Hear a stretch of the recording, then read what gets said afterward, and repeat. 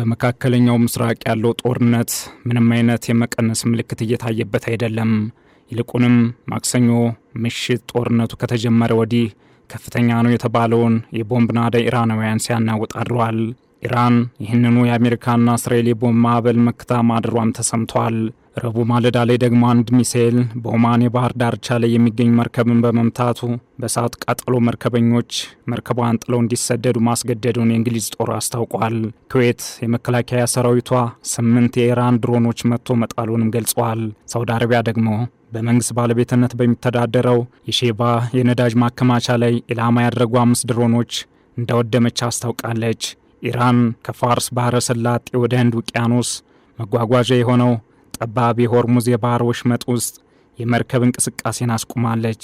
ኢራን በዚህ ሰርጥ የባህር ላይ ፈንጂ ማጥመድ መጀመሯ ከፍተኛ ድንጋጤ ፈጥሯል። በተጨማሪም አሜሪካና እስራኤል ጥቃታቸውን እንዲያቆሙ ጫና ለመፍጠር የሚያስችል በቂ ዓለም አቀፍ የኢኮኖሚ ቀውስ ለመፍጠር በታሰበ ስትራቴጂ መንገድ በባህረ ሰላጤው የአረብ ሀገራት የነዳጅ ማከማቻና ማጣሪያዎችን ኢላማ አድርጋለች። ይህንና ተያያዥ ጉዳዮችን በዓለም አቀፍ ትንታኔ ዘገባችን እንመለከተዋለን። አበረ ስሜነ ነኝ።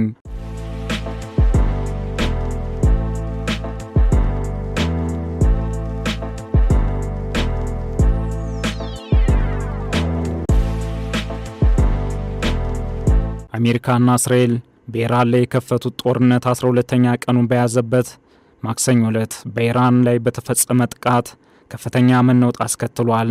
ኢራን በአገሪቱ ውስጥ 10,000 ገደማ በሚሆኑ የሲቪል ቦታዎች ላይ በቦምብ ድብደባ እንደተፈጸመባቸውና ከ1300 በላይ ሲቪሎች እንደተገደሉ ገልጻለች። የቴህራንን የምዕራብ አየር ማረፊያን ጨምሮ በተለያዩ አካባቢዎች ማክሰኞ ማታ ከጦርነቱ ወዲህ ከፍተኛ የቦምብ ድብደባ ተፈጽሟል። ኢራን ደግሞ በባህረ ሰላጤው ክልል እንዲሁም በእስራኤልና በአሜሪካ ንብረቶች ላይ የምትሰነዝረውን የበቀል እርምጃ አጠናክራለች። ይህም በዓለም አቀፍ የኃይል ዋጋ ላይ ተጨማሪ ቀውስ አስከትሏል።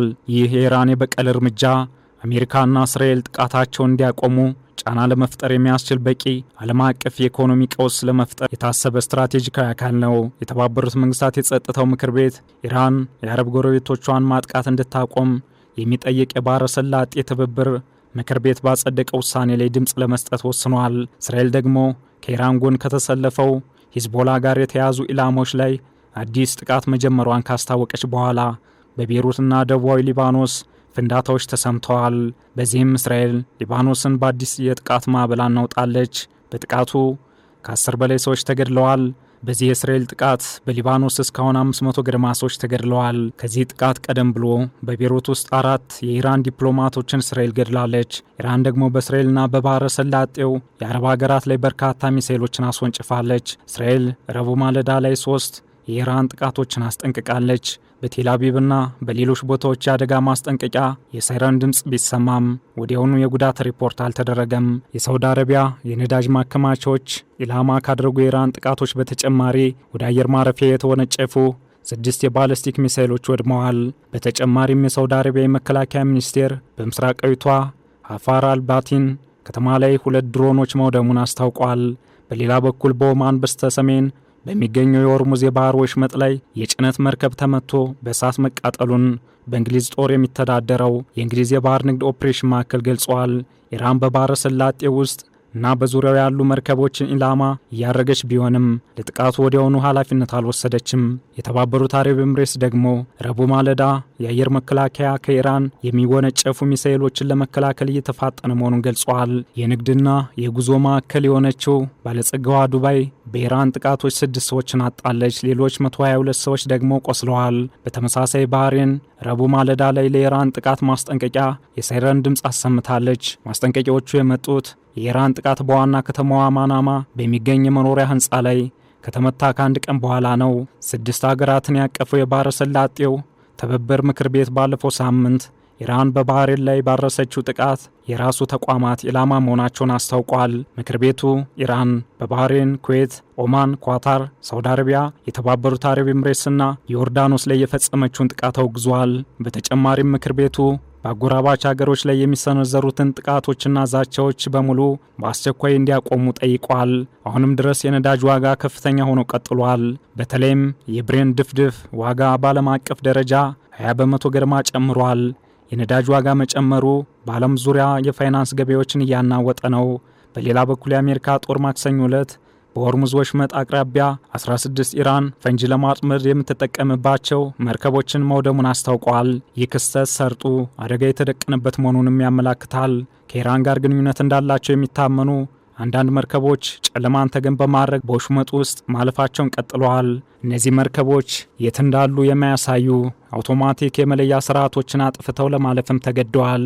የሆርሙዝ ደህንነት አስተማማኝ በነበረበት ጊዜ በየቀኑ ከፋርስ ወደ ኦማን ባህረ ሰላጤ 100 ወይም ከዚያ በላይ መርከቦች ያልፋሉ።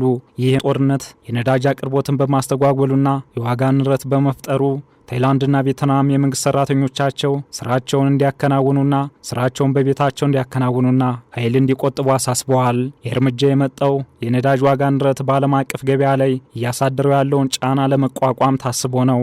ታይላንድ በመንግስት መስሪያ ቤቶች ውስጥ የኃይል ቁጠባ እንዲደረግና ሰራተኞች በቤታቸው ሆነው እንዲሰሩ ውሳኔ አስተላልፋለች። በተጨማሪም የነዳጅ ክምችቷን ለመጠበቅም ወደ ውጭ የሚላከውን የነዳጅ ምርት ለጊዜው አግዳለች። በተመሳሳይ ቬትናም የነዳጅ ገበያውን ለማረጋጋት በተለያዩ የነዳጅ ውጤቶች ላይ ተጥሎ የነበረውን ቀረጥ አንስታለች። የነዳጅ ፍላጎትን ለመቀነስም ሰራተኞች በቤታቸው እንዲሰሩ አዛለች። በሀገሪቱ የነዳጅ ዋጋ ከ20 በመቶ በላይ ጨምሯል። ባለስልጣናት ህዝቡ የህዝብ ትራንስፖርት አገልግሎትና ብስክሌትን እንዲጠቀሙ መክረዋል። የተባበሩት አረብ ኤምሬትስ ደግሞ በኢራን ጥቃት የተነሳ ግዙፍ የነዳጅ ማጣሪያዋን አገልግሎት አቋርጣለች።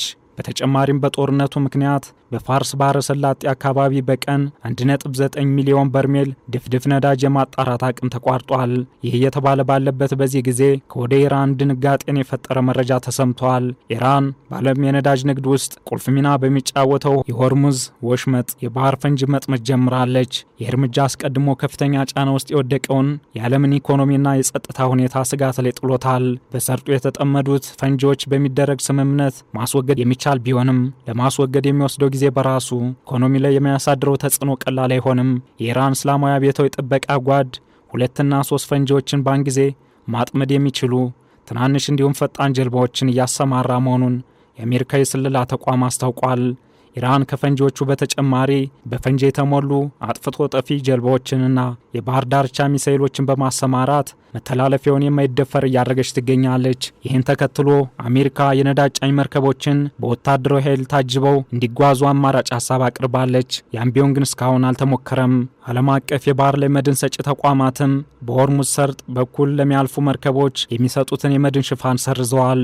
አሜሪካና እስራኤል ጥቃታቸውን እንዲያቆሙ ጫና ለመፍጠር የሚያስችል ዓለም አቀፍ የኢኮኖሚ ቀውስ ለመፍጠር ኢራን ስትራቴጂካዊ ያለችውን የነዳጅ አቅርቦትን የማስተጓጎል እርምጃ ከኢኮኖሚያዊ ቀውሱ ባሻገር የሚፈጥረው የደህንነት ቀውስም ዛሬም የዓለም ስጋት ሆኖ ቀጥሏል።